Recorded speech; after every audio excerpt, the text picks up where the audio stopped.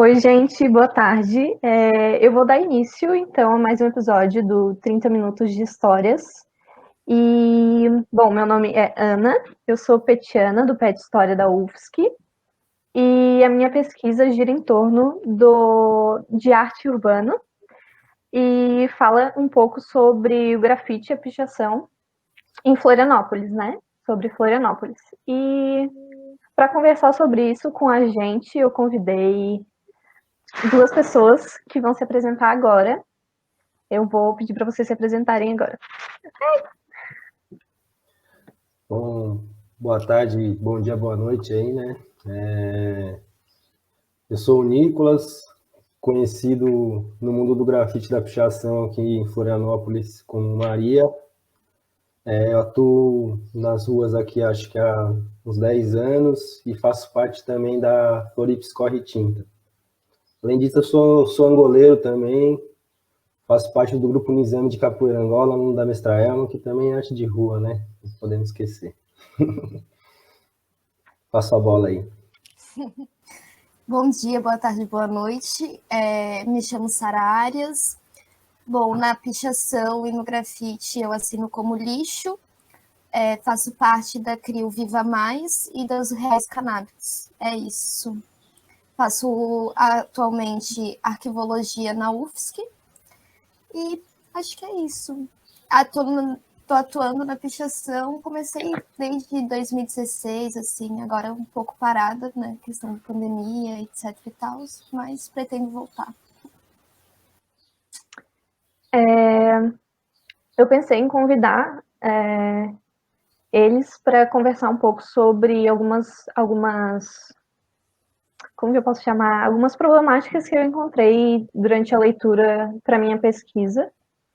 E eu dividi em algumas questões gerais para conversar com eles.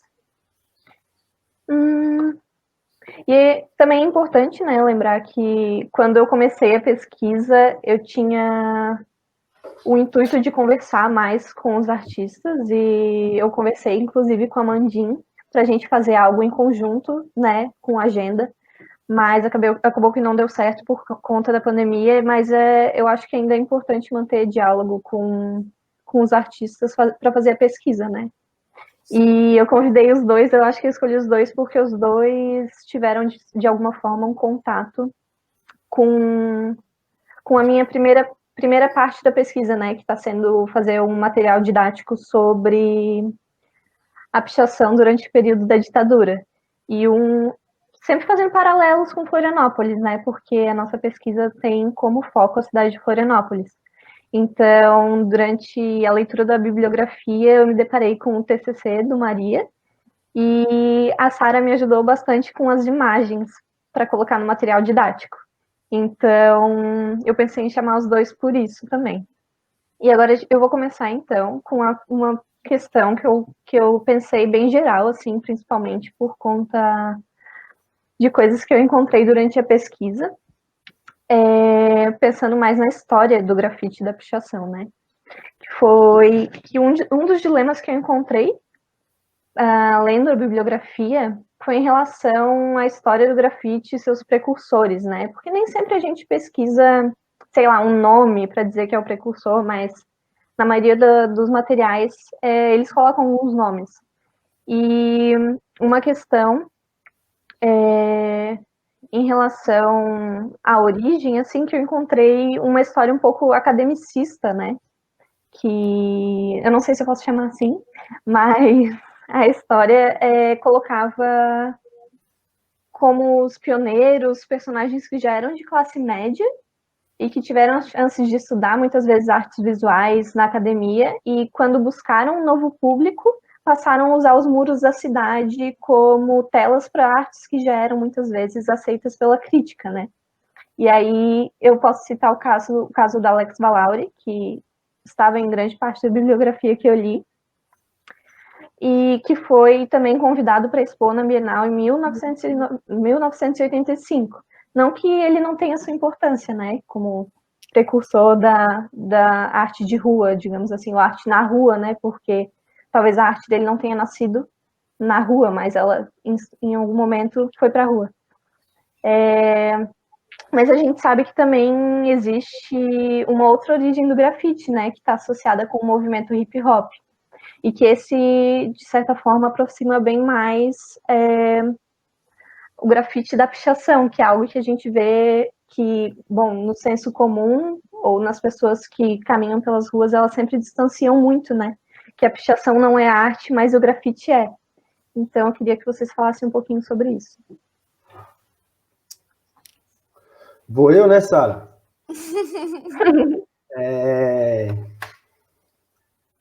Eu acho interessante a pergunta,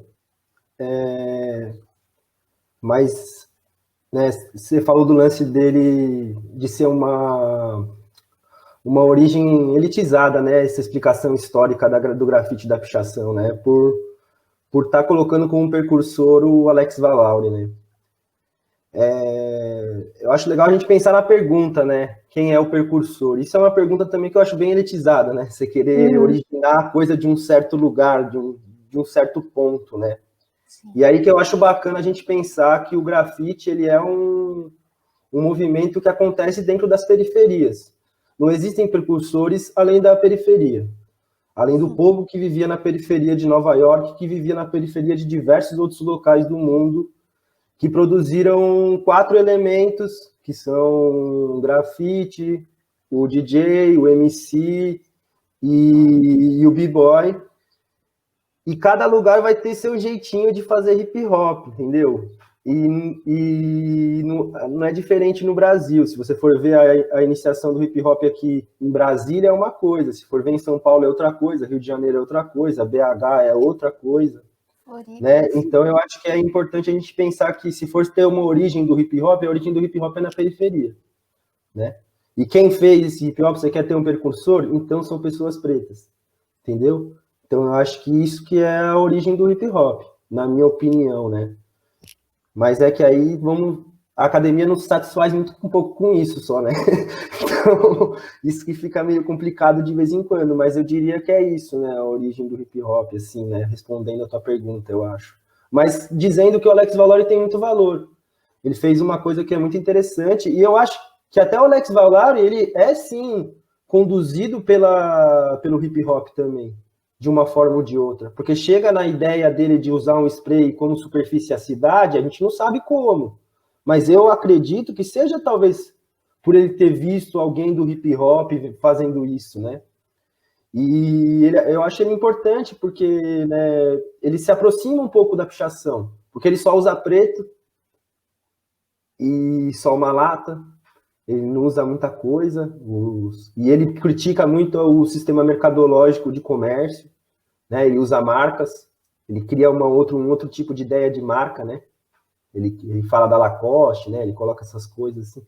Então é interessante, assim, pensar essas coisas, assim, né? Não tem como ter muita resposta dessas coisas, na minha opinião, né? Sim. Eu peço licença para falar sobre o assunto, né? Primeiramente, como pessoa branca, como uma pessoa que recém chegou no movimento também. Mas eu creio exatamente no que o Maria afirmou, assim, a questão da origem, né, do sul do Bronx, que foi através da especulação imobiliária, a pichação tomou conta das cidades, dos prédios e edifícios abandonados, a luta do jovem para se pôr naquela sociedade, né? Como se portar dentro daquele ambiente caótico, elitizado, que quer a morte da periferia, né? Não quer ela tomando esse espaço. Então, a partir do momento que a periferia desce para o asfalto e começa a tomar posse assim, desses lugares de uma maneira um pouco mais chocante para a sociedade civil, assim, de certa forma, eu acho bem interessante, né? Aí, como Maria falou, em cada lugar a origem se deu de uma maneira, né? Por exemplo, hoje eu acordei e já estava vendo o grafite da galera de Sampa comparando com a galera de... Grafite não, desculpa, a pichação de São Paulo. Comparando com a pichação do Rio de Janeiro é totalmente diferente, assim, tipo... Cada um tem seus aspectos intrínsecos, aqui em Floripa também é outra coisa, dá para pegar vários aspectos só puxando pelos traços das pessoas, assim. Eu acho isso bem bacana, porque fala muito mais do local e de como aquela juventude está inserida, né? E tu falou do Alex, mas também eu acho muito importante citar o Toniolo, né? Que começou no Rio Grande do Sul, ali na década de 70 a colocar o seu nome na rua, e hoje em dia é uma referência assim a quase nível mundial, eu diria, porque o cara ele não vai na linha do grafite que foi o Alex, né? Ele vai na linha da pichação, assim, mas o modo como ele enfrentava e dava um embate político, de certa maneira, através das ações dele na rua, eu acho muito impactante, muito importante também ser destacado, Sérgio Toniolo. Cão Fila também, né, em São Paulo, que era um cara que vendia fila brasileiro e também começou a pichar de um certo modo, pensando mais em comércio, mas pichava, né, e Juneca, tem uma galera de cada canto. Sim. Eu estava lendo a tua pesquisa, Maria, e eu estava comentando com ela sobre a importância do CSC aqui em Florianópolis, né?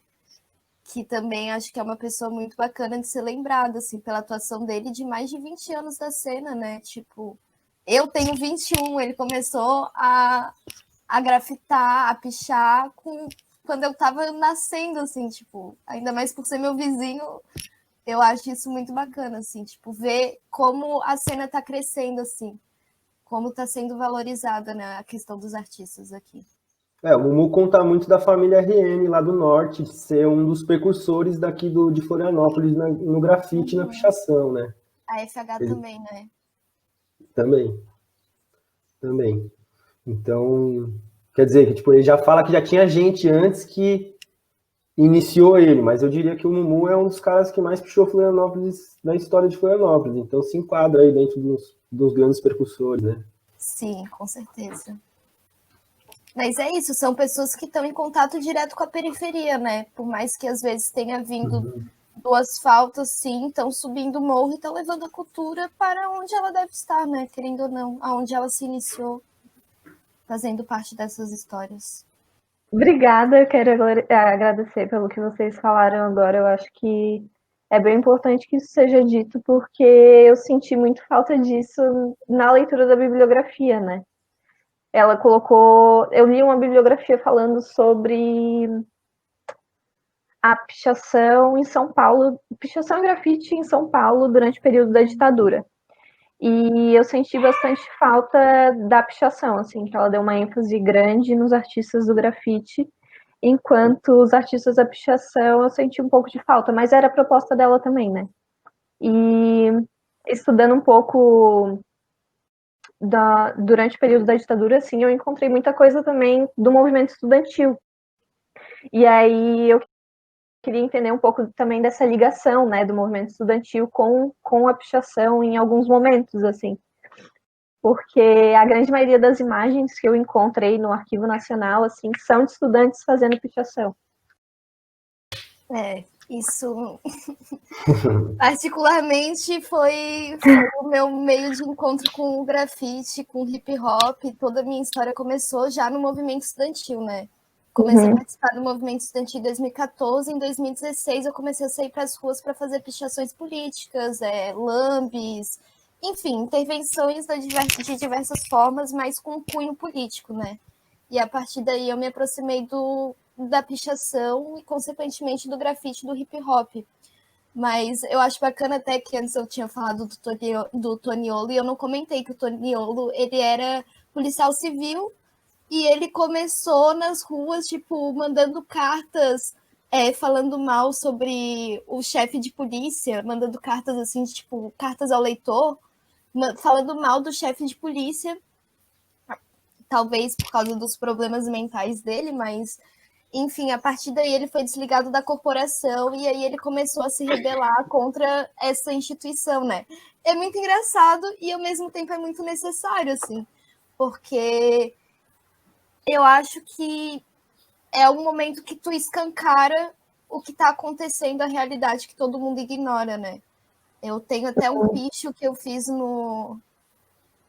Acho que é indo para Caeira da Barra do Sul, depois eu vou enviar a imagem para tu colocar. Eu achei a foto esses dias, mas a crise é dos ricos e o pobre é que se fode, né?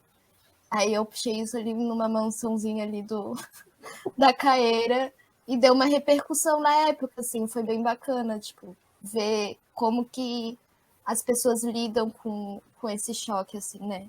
Visual, pelo menos. como isso chega pro como isso chega para o leitor também, né? É importante que tenha essa troca. E o que você falou sobre o policial civil, né, o Toninho? Eu li em muitos dos arquivos que eu achei no Arquivo Nacional sobre policiais que pichavam também, que pichavam contra a instituição, né, por conta da situação de trabalho mesmo, né? E eu achei bem legal, eu coloquei, inclusive, como uma das fontes que eu vou utilizar no material. E outra questão que é a segunda questão que eu queria abordar, é sobre a cidade em si, assim, sobre a relação entre as pessoas que picham e que grafitam com a cidade, né? Porque eu acho que uma das questões mais interessantes sobre que a arte de rua engloba, assim, essa relação de quem pratica a arte com o urbano, com as ruas e com a estrutura da cidade, né? Com a parede, com o muro, com a casa. E eu queria que vocês falassem um pouco sobre isso, né? Com essa relação com a cidade, com como essa relação se dá, o que a cidade é para quem pratica arte de rua, né? Eu acho massa essa pergunta porque já dá para conectar com o que vocês falaram anteriormente, né? Qual que é na minha opinião, assim, qual que é a semelhança entre o movimento estudantil e o movimento hip hop? É utilizar como superfície a cidade, né?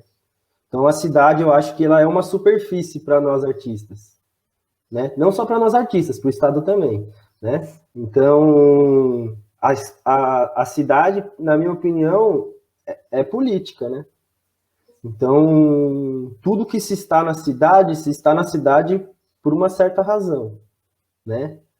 E é um debate territorial constante que você vai fazer com propaganda, com o Estado, com diversas outras instituições que se utilizam também da superfície cidade para impor o quê? Os seus valores, as suas filosofias, né? Quando você vai para a cidade, pega um muro cinza e passa por cima dele uma arte sua que tem uma conexão histórica com a periferia, você, querendo ou não, está levando a periferia para aquele local que antes não tinha ela, né? Que antes estava falando que ela não pertencia.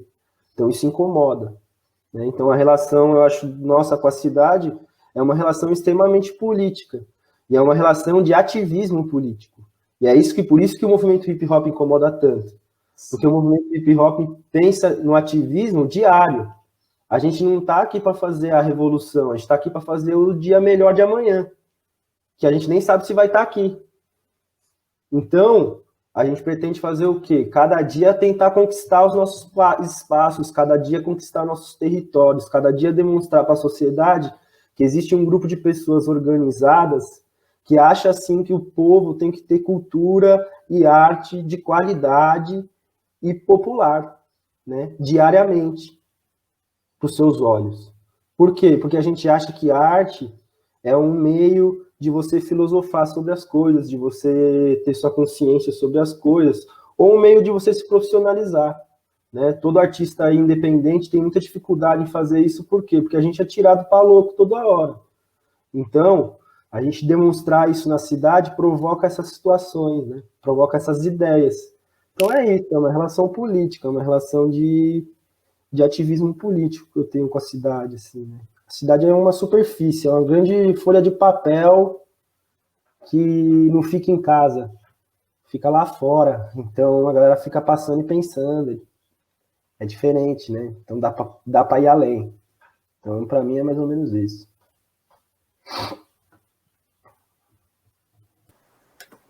Enfim, mas não é bem o que tu estava falando sobre a gente usar a cidade como superfície, né? A cidade é a grande tela do grafite e da pichação, ao meu ver, onde a gente tem um contato direto com a comunidade externa e interna até do próprio movimento, assim, porque a pichação ela é muito restrita, né? Querendo ou não, pelas características das letras, os formatos e tudo mais, às vezes não é um contato tão direto com o público externo, é mais um contato de quem tá dentro para quem tá dentro, assim. Mas o grafite, ele escancara mais isso, assim. A pichação, se for política, ela tá falando diretamente com com qualquer leitor, né? Mas a pichação de tags e tudo mais, eu creio que seja um movimento mais interno, mas que ainda assim vai utilizar das ruas da mesma maneira. Acho que é isso. Obrigada, gente, de novo. Dessa vez não esqueci de desmutar o microfone. A terceira questão que eu pensei foi sobre os grupos, né? Que durante a leitura da bibliografia eu percebi que os grupos, eles são bem importantes para quem pratica, né? Eu queria saber um pouco da experiência de vocês. As duas questões eu fiz mais pensando numa questão mais teórica, assim, mas essas são mais sobre a experiência de vocês mesmo, né? Sobre a experiência de vocês com os grupos. Se vocês puderem falar um pouquinho. Fala, Maria. Com os grupos, né? Os grupos, na minha opinião, são muito importantes porque tem a ver, né? Apesar de criticar a origem do grafite. Tem a ver com gangue, né? O grafite começa com gangues, né? Então, gangue de porrada mesmo. E droga e armas, né? E depois isso vai se transformando numa gangue de cultura, né? De produção cultural, de dança, de festa, de arte, de ativismo, né? Mas a organização é a partir de uma ideia de gangue, né? Gangue, para mim, nada mais é do que os amigos seus, né? Os caras que estão com você, né? Os caras que fazem parte da sua vida, não só no momento de beleza, né? Não só no momento de alegria, não. É os caras que, quando o chicote estralar, é quem você vai chamar, né? É quem você vai precisar, é quem vai estar do seu lado. Na minha opinião, CRIO significa família, assim, né? Significa pessoas que você escolheu para estar do seu lado para tudo, praticamente, né? Então, a conexão é muito forte, né? E eu, particularmente, gosto...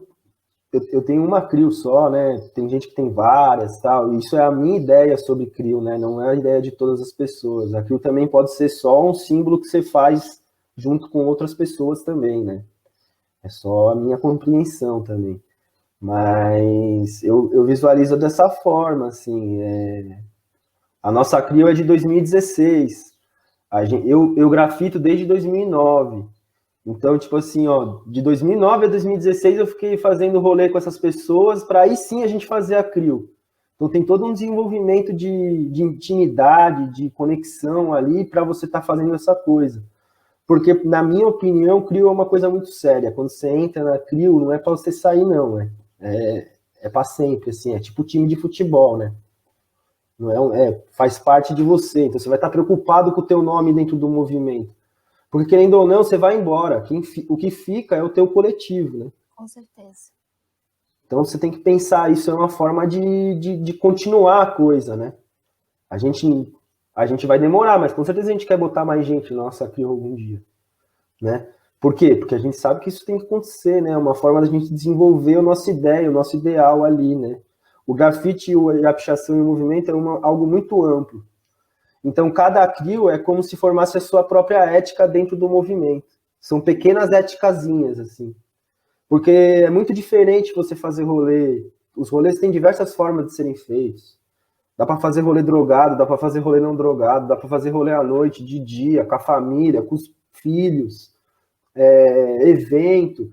Então, cada CRIO vai se conectar com algum tipo de rolê e vai se juntar para estar fazendo aquele rolê acontecer. Porque, arte de rua, cultura popular, se você não tiver um grupo, você morre.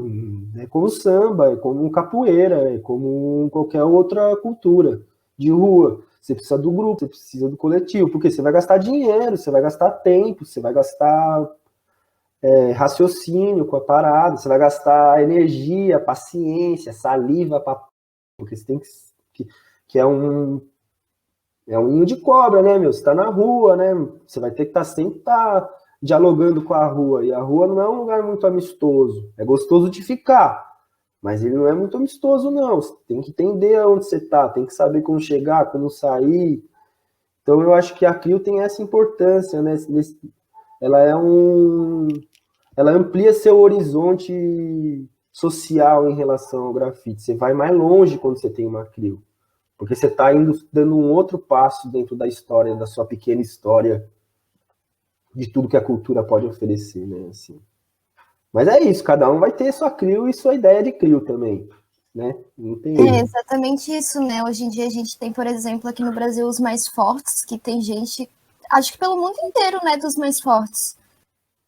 Mas aí é grife, né? Ah, é verdade, pode crer, tá. Eu achei... Tem essa diferença aí de CRIO e grife, assim, eu diria. É verdade. Mas aí, enfim, tem crios que são gigantescos e tem crios pequenos. Tipo, a minha é eu e mais um, assim, já chegou a 3 pessoas, mas é eu e mais um artista que assina Viva Mais e Queira Menos, né?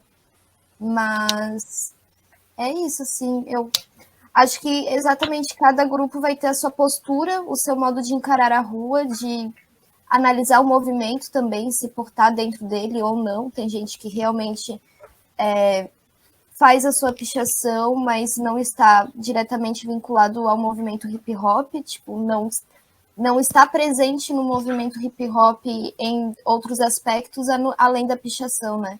Então, tem outros, por exemplo, que estão mais atuantes dentro do hip hop do que na pichação em si. E aí, às vezes, aparece nas ruas, assim. Então, acho que realmente varia muito, assim, de pessoa para pessoa. Acho que seria legal tu dar essa diferença de grife e de CRIO, Maria, se tu puder fazer sobre isso, já que tu tem mais experiência. CRIO é uma junção de artistas, né?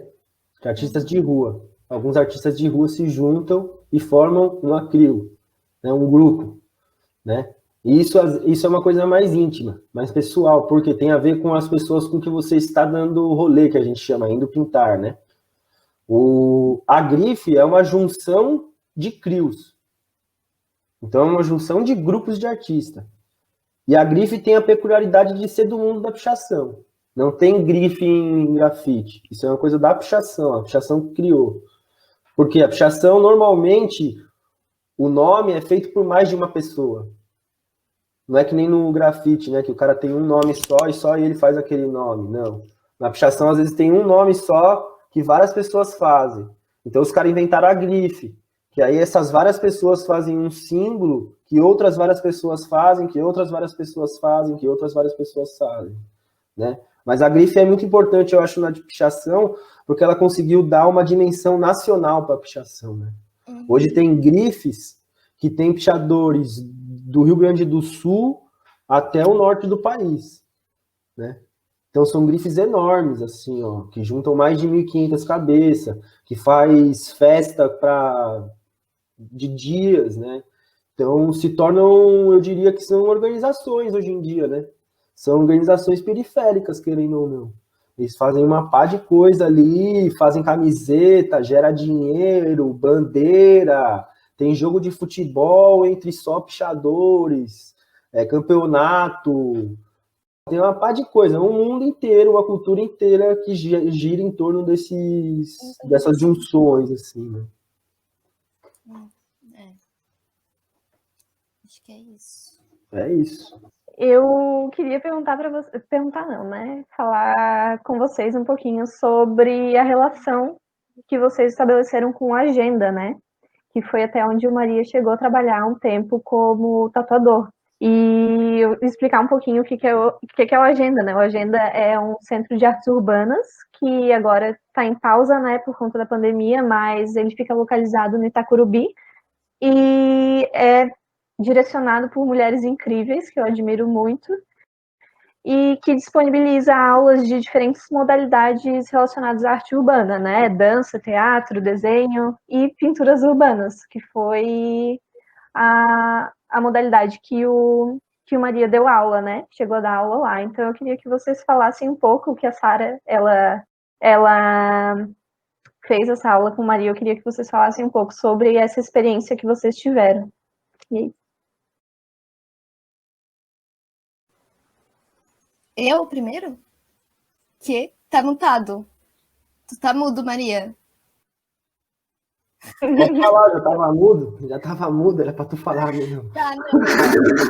Eu vim vestida a caráter, aquela bem fã de carteirinha, Para quem não conhece, né, essa camiseta que quem fez foi a Maria, para o estúdio do Agenda Tatu, que eu ajudei um pouco ali, tive a oportunidade de fazer parte ali um pouco da história do Agenda Tatu junto com Maria, através da relação que a gente se desenvolveu de aula mesmo, né? Eu fiz o curso do Maria, teve duração de 4 meses, eu ganhei uma bolsa do Agenda para estar fazendo esse curso.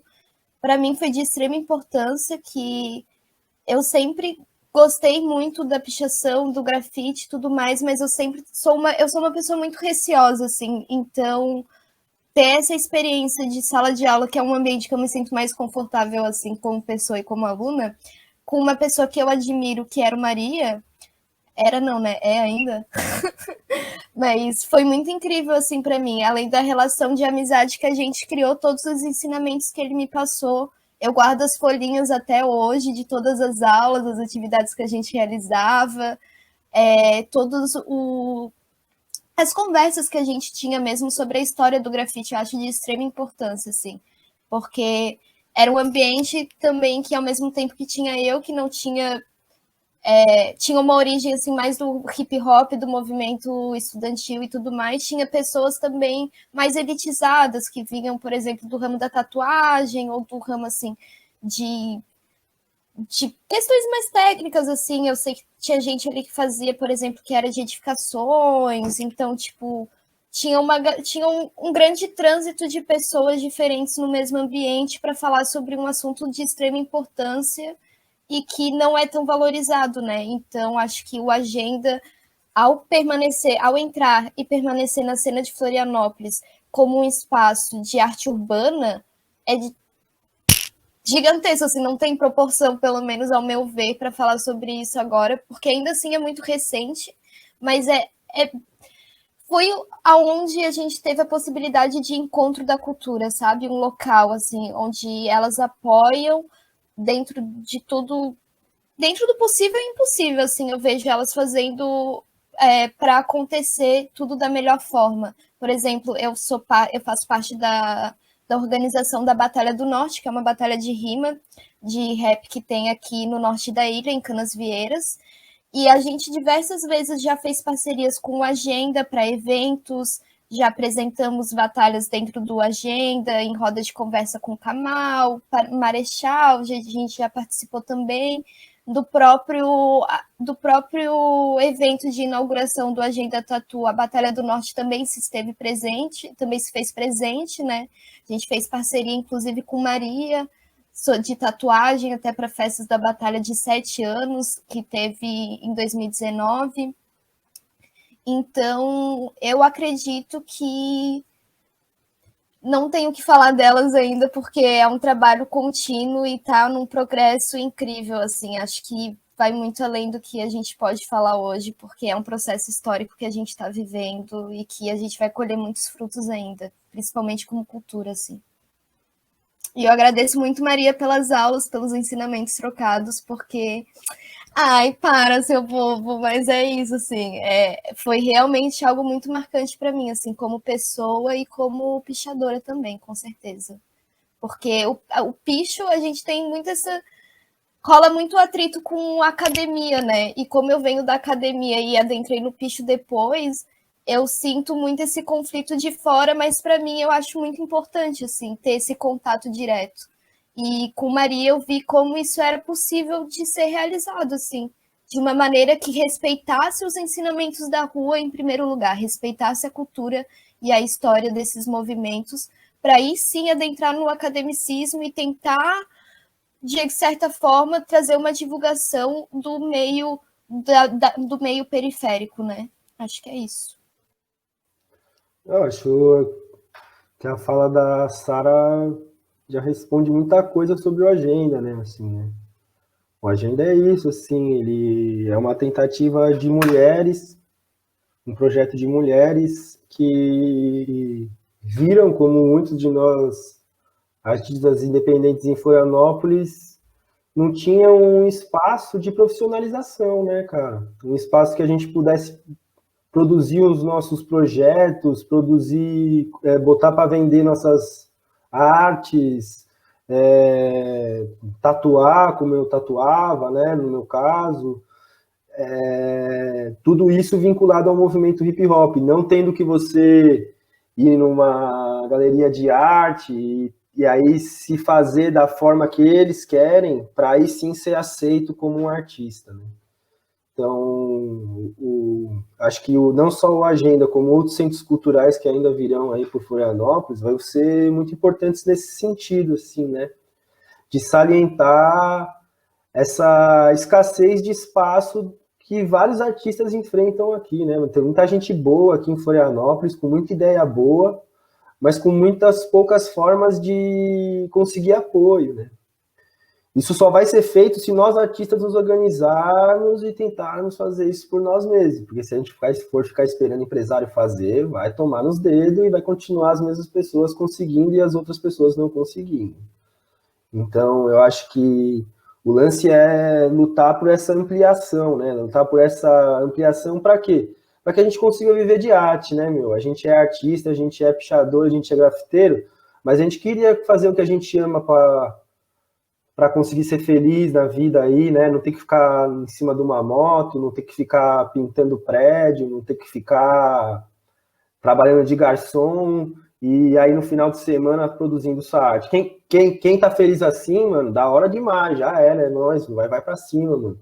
Agora tem uma série de pessoas que gostaria de estar também ampliando esse mercado da arte em Florianópolis, né? E o mercado da educação também, porque o Agenda era uma escola, né, que tentava desenvolver justamente isso que a Sara falou, né? Tentava desenvolver ali uma educação informal, enraizada assim em teoria, né? Eu sou formado em história, por isso que eu dava aula lá, né? Por isso que eu dava uma aula de história do grafite, né? Mas também eu era do movimento, então, assim, muitas vezes eu conseguia fazer esse balanceio, né? De dar esses dois pontos de vista, esses nós, né? De tentar falar de arte, de cultura popular, não só para algumas pessoas, né? Não só em alguns locais, né? Tipo, era muito importante para mim não estar na academia ali, né? Eu me sentia muito bem. A gente estava num ateliê e querendo ou não, por 1h30 todo mundo tinha uma aula, cara. Tipo, era muito interessante, assim, cada grupo com as suas características, né? Eu aprendi muito a organizar a minha produção, a entender como eu produzia, né, para passar para essas pessoas também como eu fazia isso, né? Então a aula é sempre interessante a gente pensar que é uma troca constante, né? Não foi só a Sara que ganhou, eu também ganhei demais fazendo aquilo lá, até porque eu trabalhei com mais pessoas que a Sara, desculpa aí, né? Mas aconteceu. E assim, a minha ideia era, lógico, fiquei feliz que algumas pessoas dali se tornaram grafiteiras, se tornaram atuantes na rua, se tornaram interventores, ou já eram interventoras e interventores e tiveram um suporte ali, né, de embasamento de conhecimento, que utilizou o que queria e o que precisava, né, assim. Mas existiu essa droga. Mas também ficava feliz que outras pessoas que não iam nunca ir para o movimento começavam a entender o movimento de uma outra forma e encarar a gente como, não como um maluco, mas sim como alguém com uma proposta, né, como alguém que estava discutindo uma série de coisas ali através de um desenho, né, através de uma letra, através de um estilo. Né? Então, a agenda era muito importante nesse sentido, ainda é importante nesse sentido, eu acredito que vai para frente, assim, não sei como, mas vai, né? Essa ideia vai para frente, né? Essa ideia vai tocar. Né? Mas eu boto muita fé aí, eu tenho muita alegria em ter feito parte, né? Em ter sido convidado a fazer parte da agenda. E é isso, né? Mas também a pandemia deu com nós. Fechamos por enquanto. Alô, patrocinadores. Então é isso. Um dia de rasteira, outro dia de luta, de glória. É isso aí. Da caça do caçador.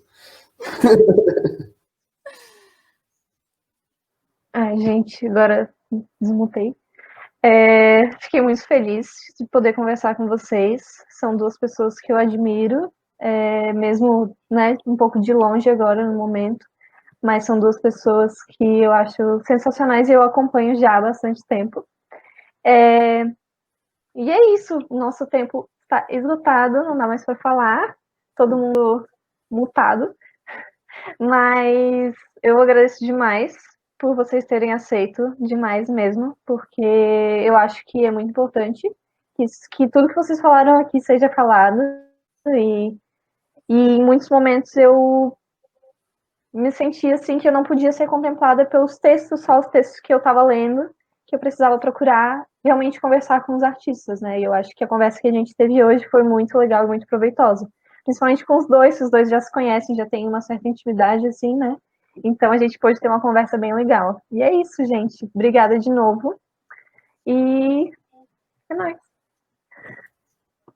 Obrigada. Beijo, é nóis. Beijo, gente. Valeu, querida. Muito obrigado. Imagina. Obrigado mesmo, Espaço.